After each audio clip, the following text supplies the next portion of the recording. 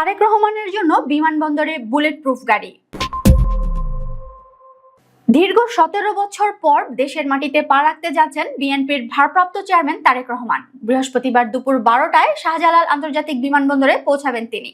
তারেক রহমানকে বহন করতে বুলেট প্রুফ গাড়ি হযরত শাহজালাল আন্তর্জাতিক বিমানবন্দরে পৌঁছেছে। বিমানবন্দর থেকে বিভিন্ন কর্মসূচিতে যাতায়াতে এই গাড়িটি ব্যবহার করবেন তিনি। বৃহস্পতিবার সকাল 7টার কিছুক্ষণ আগে বুলেট প্রুফ গাড়িটি বিমানবন্দরে পৌঁছায় বলে জানা গেছে। তাকে বরণ করতে নেতাকর্মীরাও প্রস্তুত রয়েছেন বলে দলীয় একাধিক সূত্র নিশ্চিত করেছে। বাংলাদেশ সময় বৃহস্পতিবার দুপুর 12টা 17 মিনিটে লন্ডনের হিথ্রো বিমানবন্দর থেকে তারেক রহমানকে বহনকারী বিমানটি বাংলাদেশের উদ্দেশ্যে যাত্রা করে।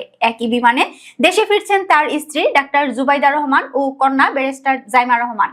বিমান বাংলাদেশ এয়ারলাইন্সের ফ্লাইট BG202 বৃহস্পতিবার বেলা 11টা 50 মিনিটে ঢাকার হযরত শাহজালাল আন্তর্জাতিক বিমানবন্দরে অবতরণের কথা রয়েছে। বিমানবন্দরের ভিআইপি লাউঞ্জ রজনীগন্ধায় সংক্ষিপ্ত সময় অবস্থান শেষে তিনি সড়ক পথে কুড়িল হয়ে 300 ফিট এলাকায় নির্মিত সংবর্ধনা মঞ্চে যাবেন।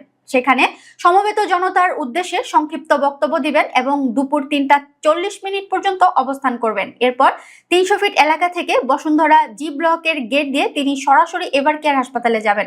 বিকেল 4টা 10 মিনিট থেকে প্রায় 1 ঘন্টা তিনি সেখানে চিকিৎসাধীন মা ও বিএনপি চেয়ারপারসন বেগম খালেদা জিয়ার পাশে অবস্থান করবেন। হাসপাতাল থেকে বেরিয়ে তিনি গুলশান এভিনিউর 196 নম্বর বাসভবন ফিরোজায় যাবেন।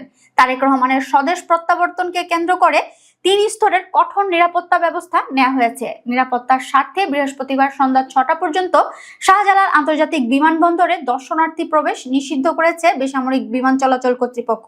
পাশাপাশি বিমানবন্দর এলাকায় গোয়েন্দা নজরদারি জোরদার করা হয়েছে এবং সোয়াট টিমকেও প্রস্তুত রাখা হয়েছে।